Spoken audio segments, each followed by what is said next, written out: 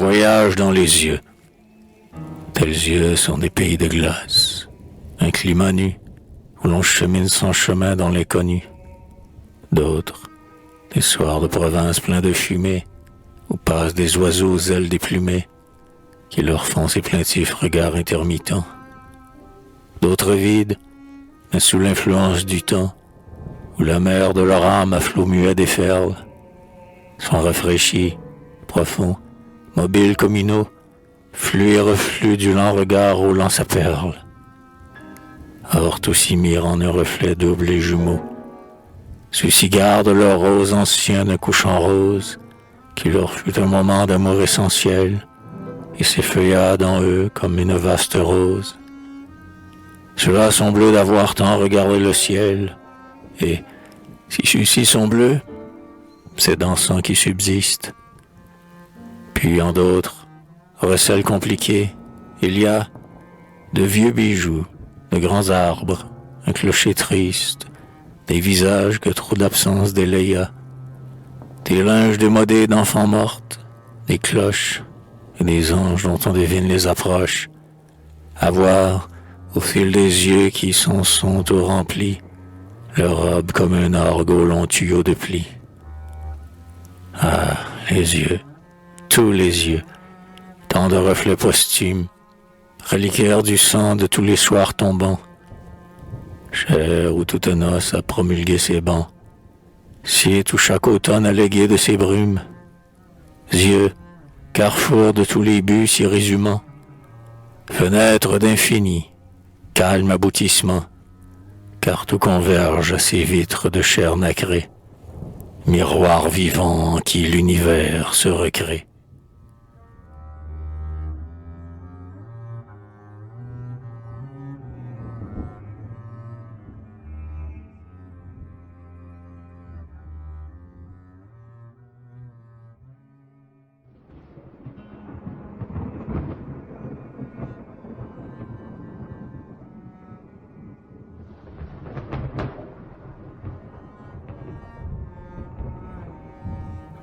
Pourquoi les yeux, étant limpides, mentent-ils? Comment la vérité, dans leur indifférence, meurtelant diluant ses frissons volatiles? Nul n'en a vu le fond malgré leur transparence, et ce n'est que cristal fluide à l'infini qui toujours se tient quoi, l'air sincère et candide. Aucune passion, aucun crime n'aride, ce pouvoir dangereux d'être un étang uni. Ah, savoir, si peut-on fier, source de joie, quand ils ont l'air d'un peu promettre de l'amour, ou ne sont-ils qu'un clair mirage où l'on se noie? Ah, savoir, démêler l'ombre d'avec le jour, et connaître à la fin ce qu'ils peuvent enclore, derrière leur surface et derrière leur flore, sous leur nénuphar blanc, frileuse puberté, plus loin dans le recul de leur ambiguïté. En vain veut-on trier l'auréole du mensonge. Les yeux, nus comme l'eau, resteront clairs aussi, bien que l'âme souvent où, pour savoir, on plonge, soit une vase au fond de leur azur transi, mystère de cette eau des yeux toujours placide, en qui l'âme dépose et si peu s'élucide.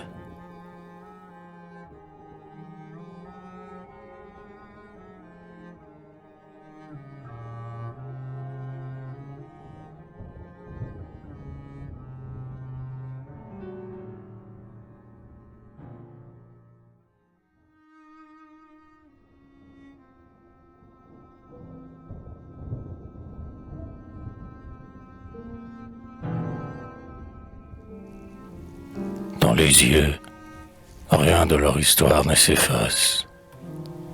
Rien n'est soluble, tout s'avère à leur surface. Ainsi, tels yeux ont l'air pauvres dorénavant, pour avoir médité d'entrer en un couvent. Tels sont en fleurs, pour avoir vu des orchidées, d'autres sont nus de tant de fautes regardées. On y perçoit des courtisanes se baignant, et par leur phare perdu l'eau des yeux nacrés.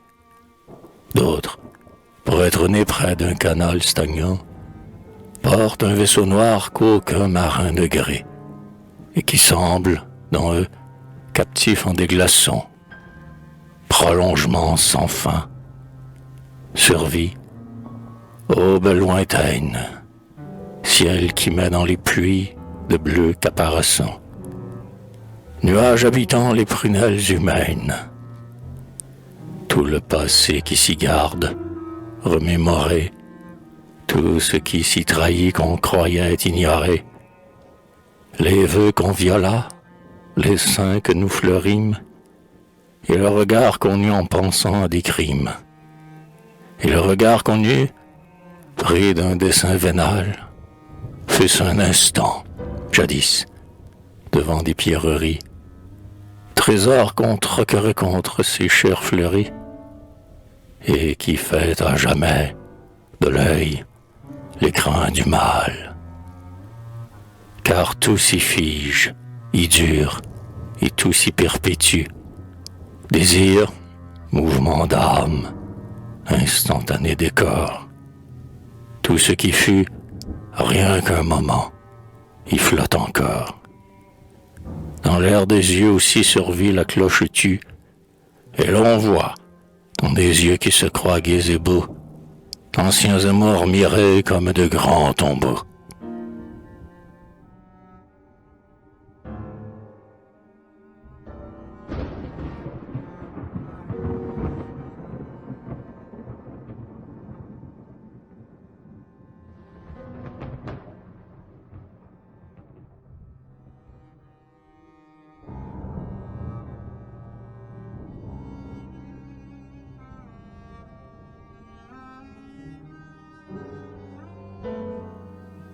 Quelques femmes, dans leurs prunelles sensitives, ont des ombres et des lueurs alternatives. Il y fait noir ou clair à leur guise. On dirait, derrière la cloison transparente des tempes, qu'on baisse tour à tour et qu'on monte des lampes. Au fil des yeux dormants, quelle est cette forêt, dont les arbres, qu'on ne voit pas, mirent leurs palmes et leur cime, une minute, en frisson calme. Dentelle obscure dont ils sont passementés, frange, ombre qui vient de quelque rive adverse, au regard par cette ombre éphémère et vantée. Une autre fois, quel ciel intime s'y renverse, dont les soucis, que nul ne connaît, font pourtant une tache de grands nuages pleins de pluie. Nuit et soleil, en un dosage intermittent, puis assombrissement total, lumière enfuie. Tout s'y brouille, rien ne survit à leur niveau, comme quand un grand vent a couru sur une eau.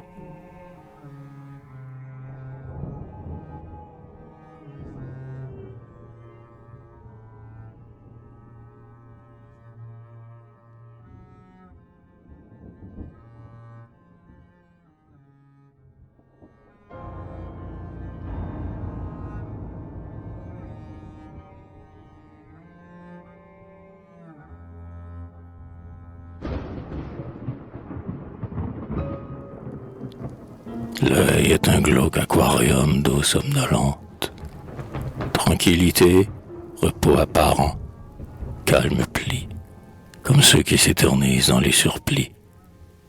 Puis tout à coup un trouble, une ascension lente, d'un désir qui vient faire une blessure à l'eau, moire d'une blessure élargie en halo. Ce désir s'évapore, un autre lui succède. Chacun des mouvements de l'âme en cette eau tiède est une ombre sous des vitres qui disparaît.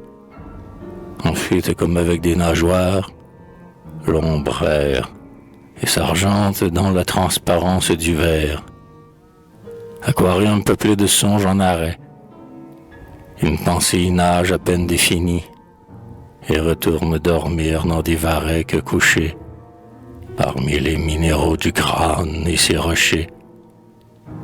Une autre pensée ose, et c'est une actinie, ouvrant dans la prunelle un coquillage fleur, mais qu'on l'effleure, il se reclôt avec douleur.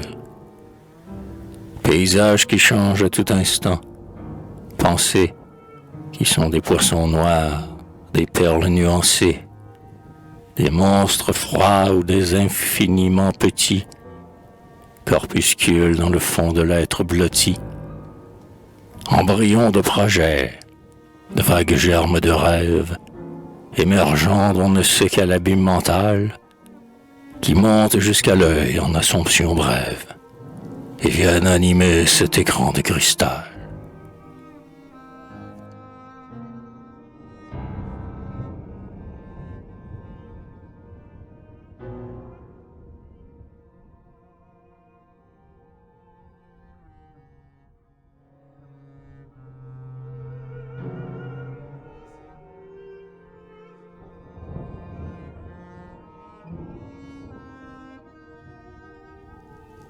D'où vient-il dans les yeux cet occulte affluent? Des larmes, filets d'eau, ruisselets qui se mêlent au tranquille étang bleu pâle de la prunelle, source qui se divulgue en discontinuant, chapelet s'égrenant, gouttes accumulées. Or les vitres qu'un peu de pluie a granulées ont un trouble semblable, et tout s'y brouille ainsi. Mais pourquoi? Sous quelle influence secrète cette eau des pleurs amers est-elle toujours prête? Ce n'est pas que pour un malheur, pour un souci, même pour rien, pour un orgue triste, une fuite de nuages, des hélices qui meurent sans emploi, la source qu'on croyait capter au fond de soi, jusqu'au plein air des yeux est de nouveau déduite, et ses gouttes, collier d'âme désenfilé. Or qui les filtre une à une, ces larmes nues, élixir de la douleur, né dans quel corps nu, et qui cristallisa leur mystère salé en l'émiettement de semblables globules.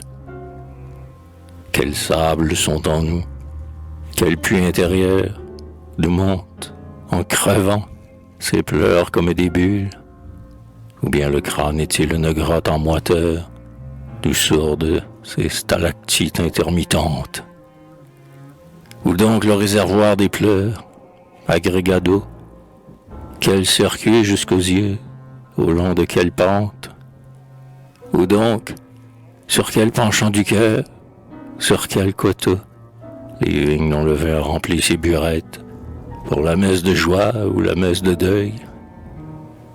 Sens divers et confus qu'ont les larmes muettes, peut-être sans raison autre que baigner l'œil d'un liquide qui vient de l'âme, et si fiance, pour en rendre plus bleu et plus clair la faïence.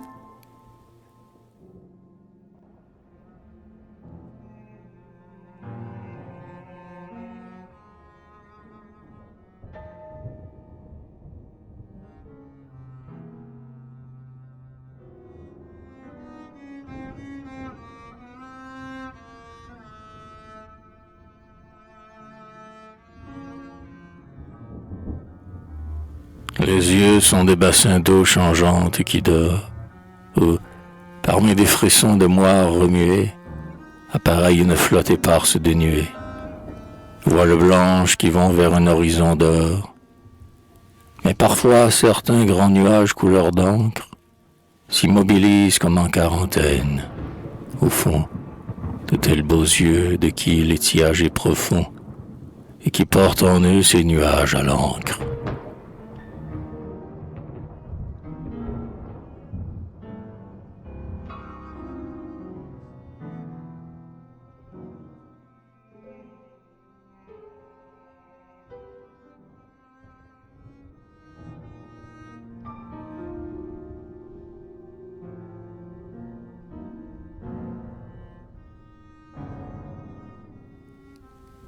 L'agate arborisée pleine d'une flore sous-marine.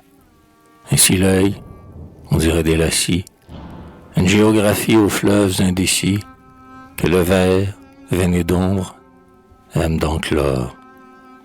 Splendeur mate de la pierre opaque, sous quoi tout un spectacle intérieur qui se tient quoi? Sang, feuillage, coraux, à travers de la pluie, gaz d'insectes morts dont l'aile mâle enfuit, quand ce prisme a jamais figea son petit vol. Reflet momifié comme dans de l'alcool. Or, si tel apparaît l'agate translucide, c'est que le millénaire regarde dans ses parois les vestiges des très antiques désarrois. Ainsi l'œil, plein d'anciens rêves dont il s'oxyde, plein de passé dont pour toujours il est imbu, souvenirs conservés dans ces pierres charnelles, que, pareil à l'agate, il agglomère en elle.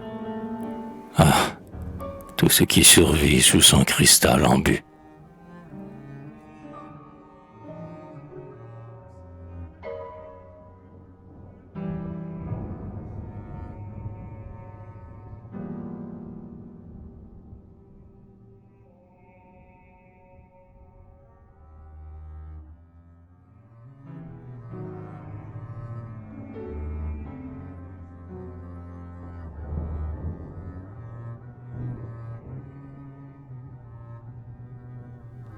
Quelle clarté, reflet d'étoiles ou de lampes, allonge dans les yeux de lumineuses rampes.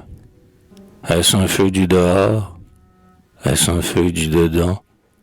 D'un âtre intérieur plein de tisons ardents? Ou d'une rue, au loin, pleine de réverbères, qui se mirent dans les yeux sombres chaque soir, et leur sont comme des parures viagères? De quoi sont clairs les yeux? D'où vient, dans l'encensoir, la braise en feu? D'où vient la lave en ces fioles? Sont-ils des jardins noirs ouverts aux lucioles? Sont-ils le champ gelé d'un télescope, écran, d'une silencieuse armée en marche d'astres, qui défile parmi le verre en synacrant? Piège où, tout intégral, vaste ciel, tu t'encastres? Ou bien sont-ils des fenêtres d'orphelinat, se voilant contre le dehors et tout en quête, de rideaux vaporeux, mousseline en frimas? Mais parmi cette neige, une flamme empiète, écho d'un foyer rouge et qui somnole un peu, plus au fond, tout au fond, dans la maison de l'âme, où vont et viennent et s'assoient autour d'un feu, les passions avec leur visage de femme.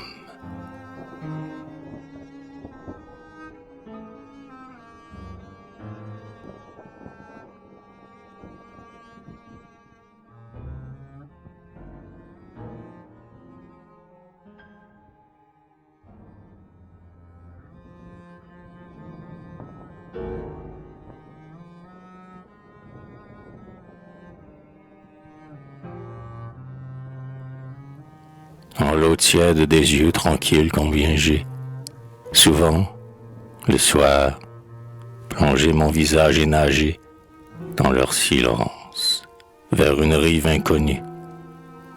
Mon âme s'y sentait toute légère et nue, et délivrait enfin des pesanteurs du corps. Autour d'elle, pas même un cercle de ces moires, qui dans l'eau, pour un souffle, un éveil de nageoires, s'élargissent comme les sons mourants des corps. Nul trouble dans les yeux à cause de mon âme, tant elle nage doux, tant elle insiste peu, et soudain se libère en leur infini bleu, devenue une brise, un parfum, une flamme, une fleur, tout au plus un vierge nénuphar, que, sans savoir son âge ou s'il pèse, l'eau porte. Ainsi mon âme, en l'eau des yeux noyant son phare, toute fraîche, croit qu'elle a fini d'être morte.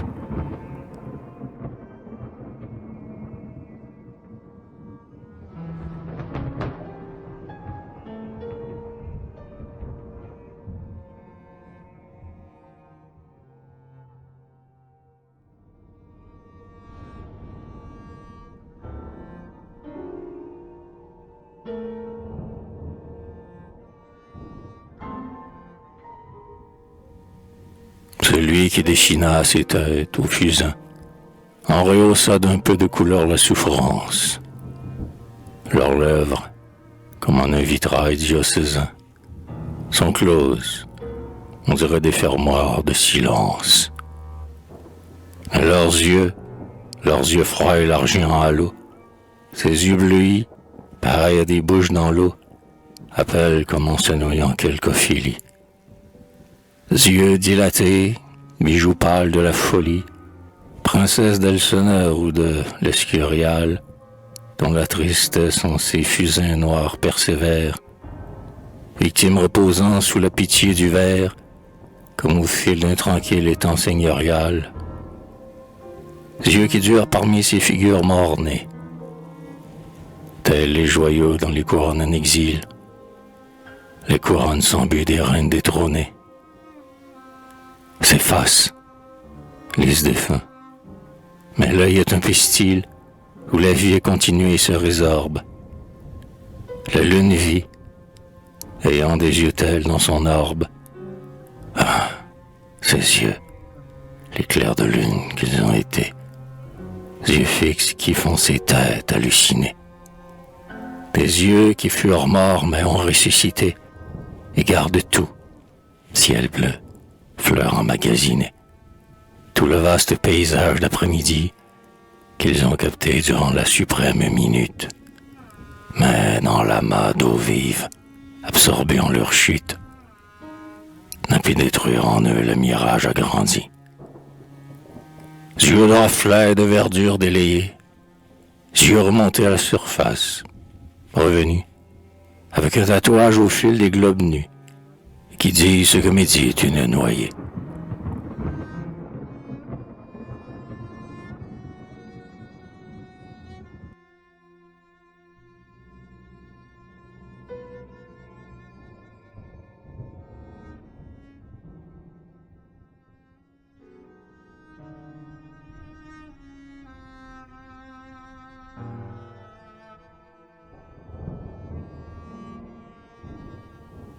Mon âme dans les yeux languissement dérive, les yeux vastes et frais, comme emplis d'une eau vive.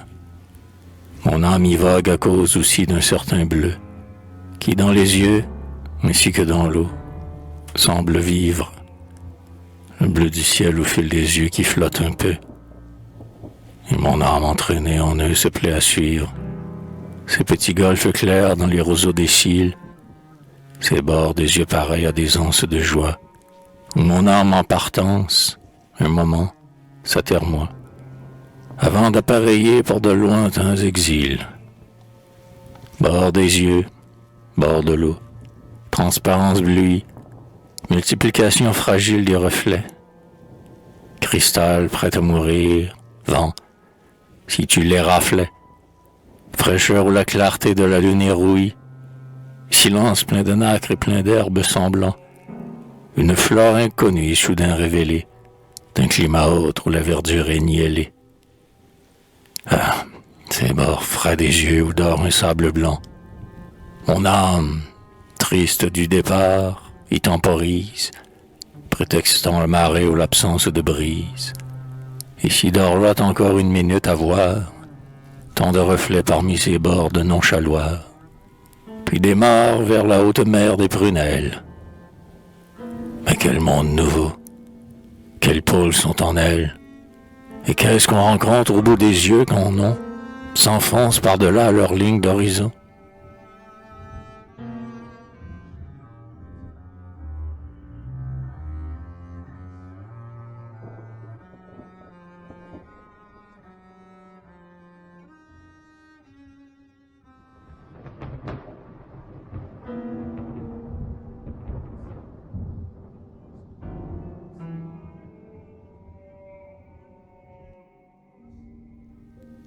L'œil qu'on croit enchâssé comme une calme opale, et prisonnier dans les paupières de chair pâle, et livré par l'air nu, s'évade quelquefois, s'il aimante d'une bouche ou le son d'une voix.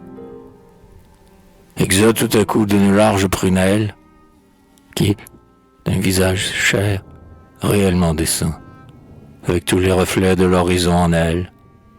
Proche de plus en plus, si proche qu'on la sent, quand, aux heures d'amour, elle fait ce prodige d'être comme une fleur qui quitterait sa tige et d'abolir l'espace entre les deux amants. Regard qui bouge et vient, qui se pose et caresse, plus formel qu'une lèvre ou des attouchements. Sensation physique et qui s'appuie. Ivresse de la chair se pâmant sous ce baiser de l'œil. L'œil voyage. Il franchit le temps et la distance. Même les morts envoient vers nous leur œil en deuil, qui, des lieux d'autrefois conservant l'accointance, revient un peu dans nos chambres, comme au parloir, et pleure avec la pluie aux vitres dans le soir.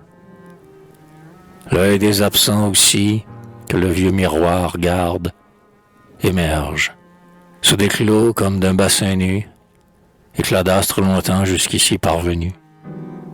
C'est avec ces yeux-là que l'ombre nous regarde, que d'autres yeux qui sont insistants ou distraits, l'œil de l'enfant que nous fûmes, l'œil des portraits, l'œil en rosace d'une église de village, l'œil aveugle des puits vitrifiés de gel, l'œil de la lune, l'œil des choses sans visage, l'œil des passions, l'œil du remords, l'œil d'Abel, dont les pleurs de Caïn lotionnent la plaie, l'œil de Dieu redoutable dans son triangle en or, dont la fatalité géométrique effraie. Ah, tous ces yeux, tant d'yeux, n'en est-il point encore? Prunelle à venir, prunelle pressentie, où le mystère habite, ainsi qu'en des hosties. Car leur forme est immense et transsubstantiée, et ces yeux présumés comme ma chair sensuelle, quand ils m'ont, dans des soirs tristes, communié, n'est-ce pas comme un peu de présence réelle?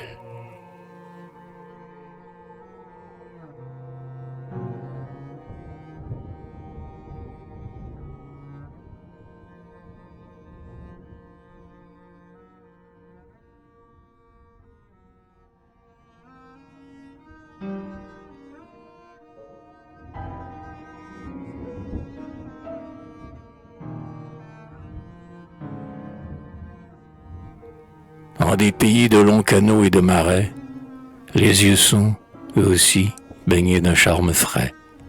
Clairs yeux remémorés de Flandre et de Hollande, qui paraissent mouillés, influencés par l'eau. Yeux comme un petit port avec un seul bateau, qui s'avoue humble, et que nul trafic n'achalande, mais dont le calme heureux contribue à polir les reflets d'alentour qui s'y viennent pâlir.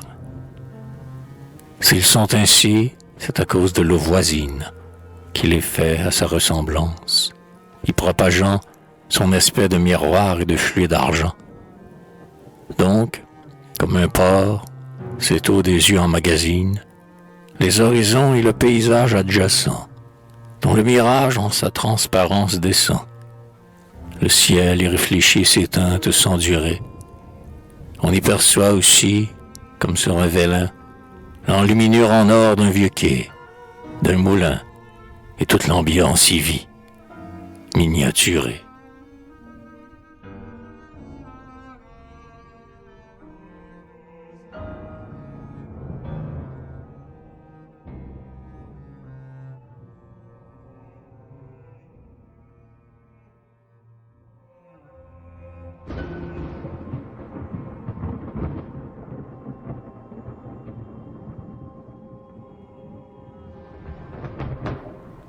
On reconnaît de suite à certains vagues signes quels yeux ont déjà vu mourir, à certains plis, comme on laisse dans l'eau quelques fuites de cygnes. C'est fini, l'eau quiète et tous les bons oublis. Chez les mères surtout, aux deuils indélébiles, dont sont morts autrefois les enfants trop débiles. C'est dans leurs yeux qu'elles les ont ensevelis. C'est dans leurs yeux que pour toujours elles les gardent, comme dans des berceaux lentement abolis. Alcôves de miroirs où leur départ s'attarde. Ah, qu'on ne parle pas trop près de leurs yeux, où les deux enfants morts sommeillent parmi l'anse, que leur font ces yeux frambres et de cils soyeux. Abîme de tristesse, yeux en qui se balancent, le repos des petits enfants qui ne sont plus. C'est là que flotte, avec des flux et des reflux, ce qui subsiste d'eux, reflets, sillage ou cendres. Et dans les yeux de leur mère, dans ces yeux d'eau, ils dorment, enfonçant leur immortel fardeau, qui transparaît et, lent, continue à descendre.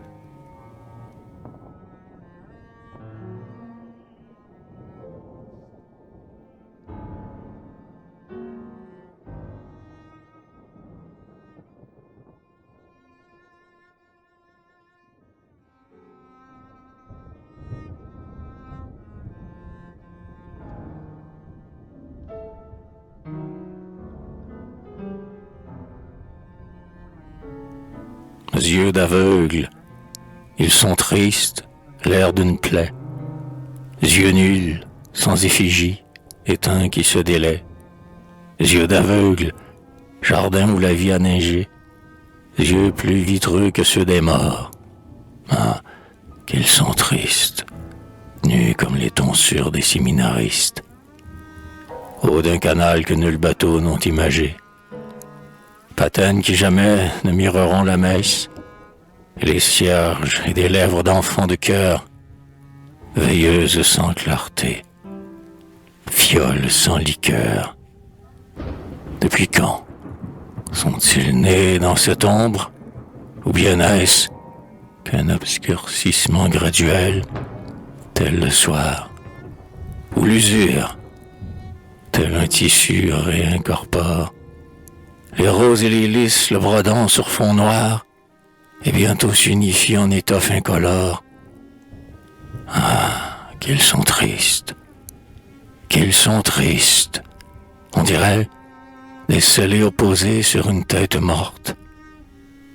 Ses yeux, sans plus jamais qu'un seul regard en sorte, c'est, son teint, un miroir qui s'étiolerait. C'est, son jet d'eau, la vasque immobile qui gèle. C'est, derrière une vitre, une hostie en prison. Ah, ces yeux, on frissonne au bord de leur margelle, puis d'infini, que bouge un si calme glaçon.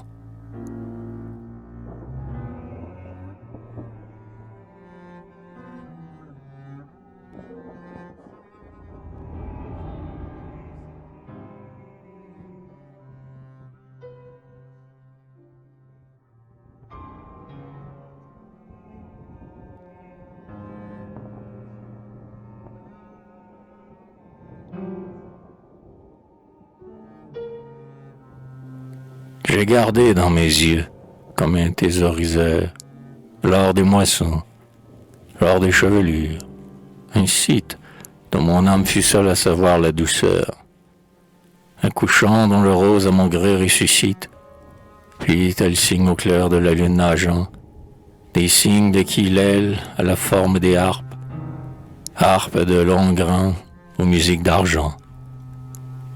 J'ai gardé dans mes yeux de bleuâtres écharpes, vapeur d'étang, brouillard que la pluie a broché, et d'où montent des fonds de ville, des tourelles, qu'une guirlande en fer d'Angélus lie entre elles, et je marche portant dans mes yeux ces clochers. Et un soir, en voyage au bout du crépuscule, j'y garde encore des ciels, des arbres et de l'eau, des femmes que l'absence au fond de l'œil accule, toutes tristes comme des lys dans un préau. Puis des noces en blond, des baptêmes, la moire, sous la brise d'un vieux canal horizontal. Or, ces reflets dans l'œil, c'est toute ma mémoire, un souvenir plutôt physique que mental. Réverbération d'enfance et de voyage, dessin figuratif des heures qui s'en vont, survivance toute visuelle qui font de mes yeux comme un grand reliquaire d'images.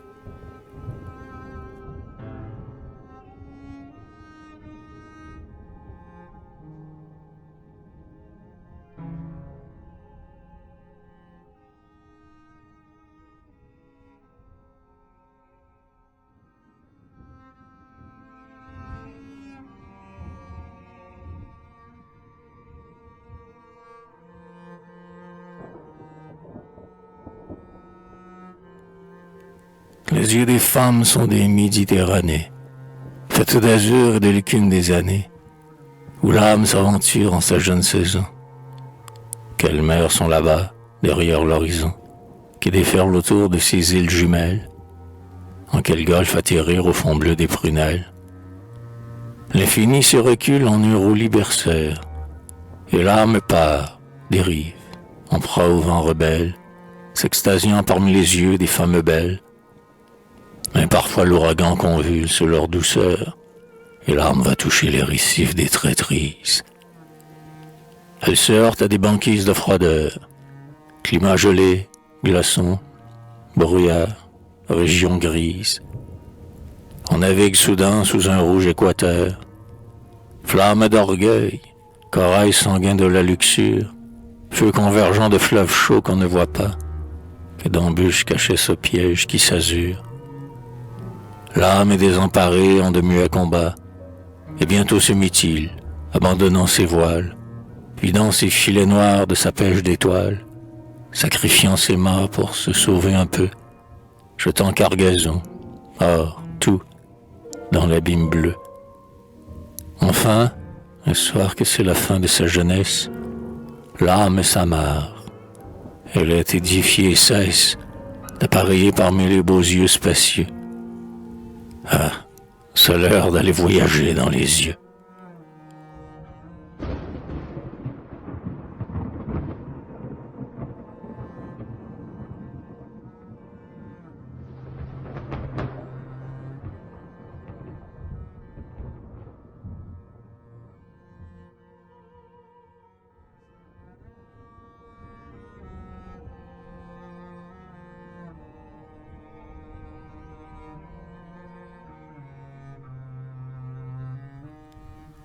Le sommeil met aux yeux un teint spirituel, grâce auquel leur miroir exigu se prolonge, par-delà la mémoire et le temps actuel. Ils voient plus loin et mieux, tandis qu'on croit qu'ils songent, et tout l'univers joue en ces glaces sans fond. Ah, les pauvres regards, si nus durant la veille, dans les yeux endormis, un beau signe appareil.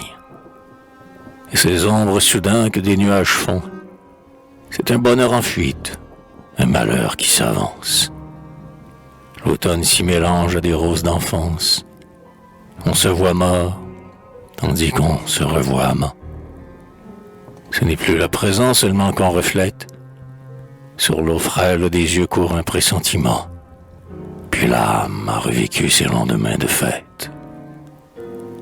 Ô rêve, où toute la destinée apparaît, car le sommeil a fait en nous du clair de lune, où toute notre vie afflue et ne fait qu'une, vieux souvenirs tels que des corps dans la forêt, mots futurs dont on sent le vent de l'aile presque, le passé, l'avenir, en une seule fresque, phénomène du rêve où tout s'unifia.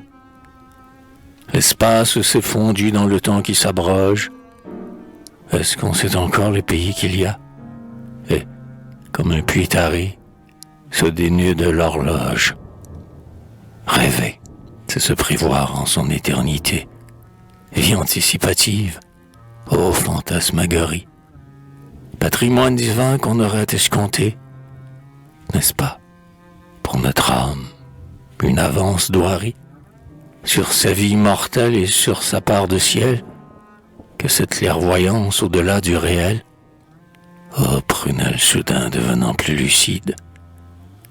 Car le sommeil, pour y capturer l'horizon, a versé sur leur plaque inerte ses acides, et l'homme endormi voit par-delà sa maison. Mais au réveil, ce temps spirituel dégèle, ils font, et l'œil d'éclos n'est plus qu'un miroir frêle. Miroir quotidien et borné dans le temps, et suffisant aux fins de la vie ordinaire. Œil sorti du sommeil et qui ne mire guère que les chambres et les seuls arbres du jardin.